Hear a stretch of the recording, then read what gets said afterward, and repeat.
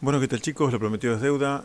Acá vamos a ver un poquito sobre derivadores.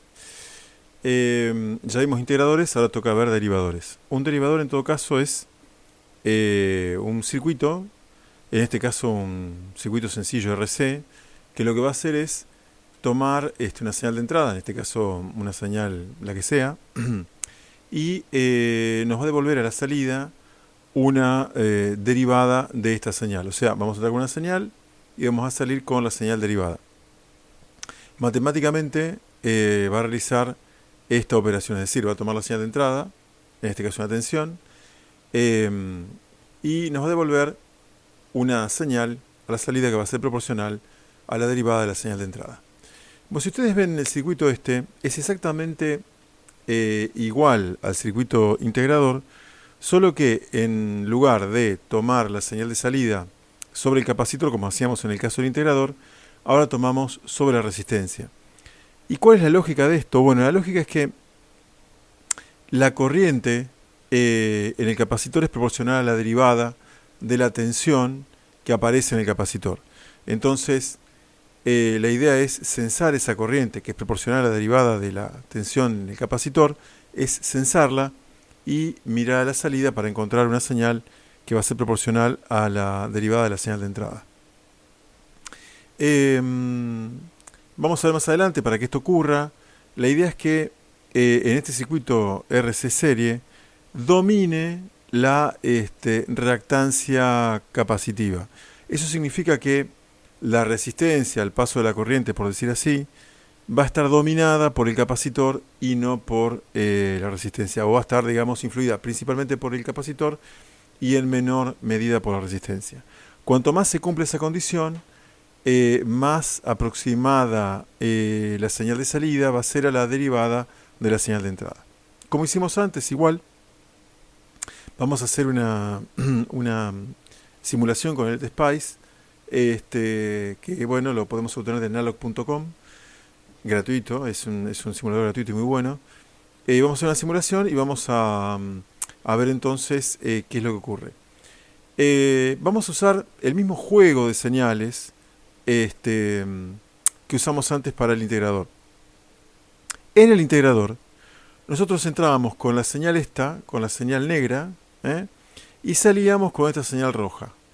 En el caso del derivador, lo que vamos a hacer es que vamos a entrar con esta señal roja y lo que vamos a hacer es salir con esta señal negra, porque en definitiva uno y otro hacen la operación inversa el uno del otro, es decir, la integración es la operación inversa de la derivación y la derivación a su vez es la operación inversa de la integración. Para darle una vueltita matemática a esto, recuerden, entramos con la señal roja. Si ustedes se fijan, este tramo de la señal roja es una línea recta con pendiente positiva, y este tramo de la señal roja también, todo esto en el primer ciclo, ¿no? Es una línea recta con la señal, con la pendiente negativa. Entonces lo que vamos a hacer es, vamos a plantear estas dos señales, ¿ven? Acá tenemos la primera parte, esta, ¿ven? Que es una señal I1 con pendiente M positiva. En realidad no importa el valor de la ordenada del origen, B1 en este caso, pero sabemos que estaría por acá abajo. Por supuesto, la derivada de esta señal, o sea, la derivada de I1, solamente me va a dar M. Y la derivada de la segunda parte de la señal, ¿ven? Ven que yo les había dicho que esta parte de acá que está remarcada corresponde a este tramo de la señal, que no es otra cosa que una línea recta con pendiente negativa. Por supuesto, derivando I1 obtenemos M, y derivando I2 vamos a obtener menos M. Fíjense ustedes que son valores constantes, ¿ven? La variable independiente tiempo desaparece. Y por lo tanto, este valor estará dado en algún lugar, dado justamente por este valor M, y este otro tramo va a estar dado por algún valor dado por menos M. Por supuesto, también esto en definitiva va a estar determinado por las constantes del circuito, pero aún así, tomando las derivadas nos damos cuenta que la derivada de este tramo es una constante y la derivada de este otro tramo es otra constante. La derivada del primer tramo es una constante positiva y la derivada del segundo tramo es una constante negativa. Bueno, tenemos por ahí la simulación, la vamos a ver en un momentito. Pero el caso es que cuando simulamos, obtenemos esto. Tenemos una señal diente de sierra, o triangular, mejor dicho, y obtenemos a la salida esta señal aproximadamente cuadrada. Yo acá tengo, vamos a verlo ahí gracias a la magia de la televisión, ¿ven? Está armado el circuito, este es el mismo circuito que está en el apunte. Y lo que hacemos, vamos a simular ya que estamos acá. Fíjense ustedes, vamos a ver la señal de salida, ¿ven? Es aproximadamente una señal rectangular en este caso. Fíjense en que hay una pequeña imperfección en estas esquinas, digamos, ¿no? Y a su vez, bueno, los flancos de subida y de bajada no son todo lo rectos que deberían ser, justamente porque no estamos hablando de un integrador ideal, sino que es un integrador real. Y tampoco de los integradores reales que podríamos construir, tampoco es, derivador, tampoco es el derivador, el mejor derivador que podríamos construir. Vamos a ver ahora la señal de entrada. ¿Ven? Ahí está. Fíjense ustedes que tenemos, ¿no? ¿Ven? Arrancamos acá a subir y fíjense ustedes que también la señal rectangular arranca acá a subir. Cuando llegamos a este extremo y empezamos a bajar, hay una conmutación bastante rápida y se genera el semiciclo negativo y así indefinidamente. Por supuesto, esto depende de los parámetros del circuito, ¿no? Acá, fíjense ustedes, hemos tomado algunos parámetros que después veremos los cálculos, pero tratando de que la reactancia capacitiva predomine sobre la resistencia. Bueno, volvemos a nuestro apunte. Y lo que vamos a hacer ahora es, bueno, ven, es el mismo circuito. Lo que vamos a hacer ahora es tratar de encontrar la transferencia del circuito derivador. ¿Qué tenemos que encontrar? Digamos, ¿a qué nos referimos con encontrar la transferencia? Bueno, encontrar una expresión de BO sobre BI o B1 para encontrar exactamente esa función de transferencia. Bueno, ¿cómo razonamos esto? Sencillamente observamos, para empezar, ¿ven acá? Esa es la corriente la corriente en el capacitor. ¿Ven?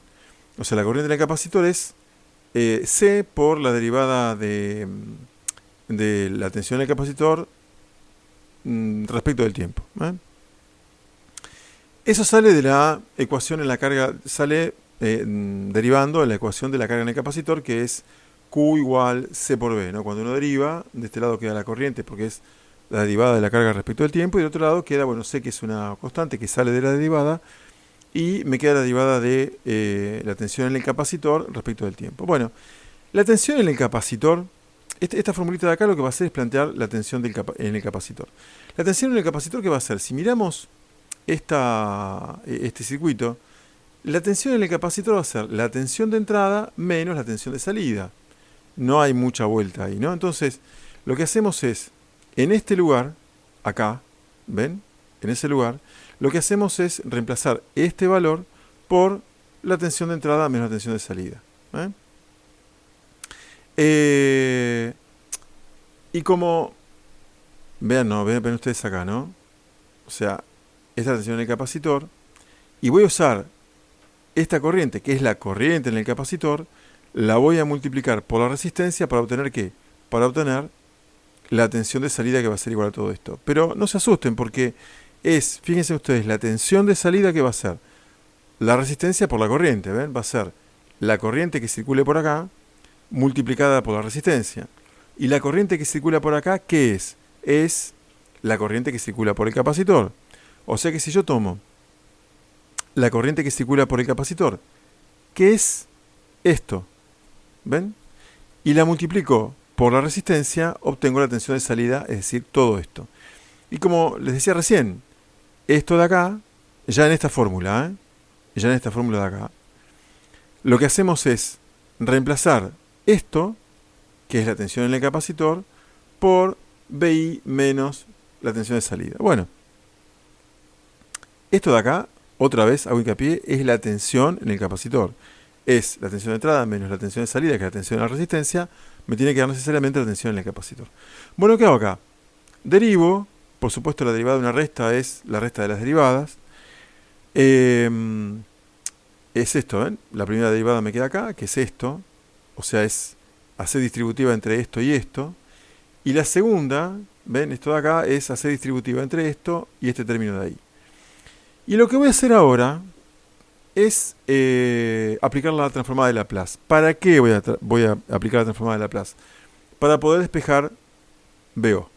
Entonces, ¿qué hago? Bueno, aplico transformada de Laplace acá, aplico transformada de Laplace acá y aplico transformada de Laplace acá. O sea, en los dos lados en el lado izquierdo y en el lado derecho de esta fórmula. ¿Qué ocurre? Las constantes quedan afuera, ¿ven? Quedan afuera, quedan ahí, y también me aparece acá.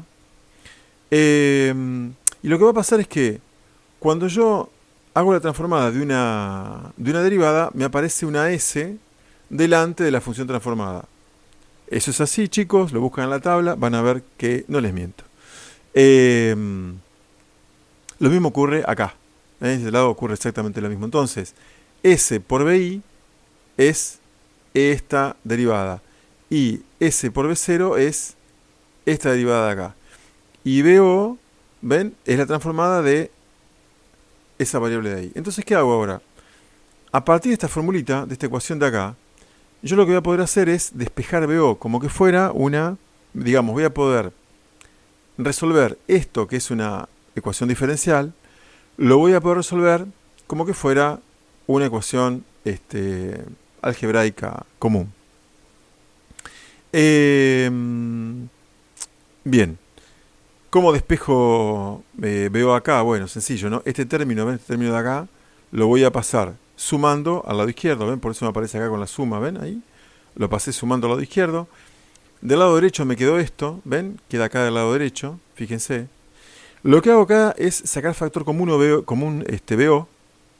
Fíjense ustedes que si yo hago distributiva ahí, me vuelve a aparecer este término de acá, ¿ven? Es lo mismo. Entonces, ¿qué es lo que hice acá? Saqué factor común BO. Esto me queda igual. Y lo interesante de esto es que, fíjense ustedes, yo de acá, esto, lo paso dividiendo y tengo BO sobre BI, es decir, tengo la transferencia. Acá llegamos a la transferencia, colorín colorado, este cuento se ha terminado, pero tiene un pequeño epílogo. Acá, fíjense ustedes, lo que vamos a hacer es justamente verificar esto de que la parte reactiva del circuito es mucho más importante que la parte resistiva. La reactancia capacitiva se saca haciendo 1 dividido todo esto, que es C,28 por la frecuencia por la capacitancia. Entonces hago toda esa multiplicación y me queda esto. ¿Ven? Esto de ahí. Acá les voy a pedir mil disculpas. Me olvidé de poner ahí en el cálculo está incluido, pero acá me olvidé de poner la frecuencia. Habría que poner 1000 acá porque la frecuencia es de 1000 ciclos segundo, de 1 kHz. Entonces acá C,28 por 1000, eso me hace falta poner, pero el resultado es el correcto. Entonces, bueno, cuando hago la cuenta, me queda 1592 ohms. Fíjense ustedes que, comparado con la resistencia, que era de 100 ohms, eso me da que la reactancia capacitiva es casi 16 veces mayor que la resistencia. Por lo tanto, esa es la razón que hace posible que este circuito se comporte como un circuito derivador bastante aceptable. Bueno, como decíamos en el caso de los circuitos integradores, posteriormente haremos esto agregando algún amplificador para mejorar la transferencia tanto del circuito integrador como del circuito derivador. Bueno, hasta acá la explicación, espero que les haya servido y cualquier cosa, por supuesto, comentan y preguntan. Un gran saludo para todos.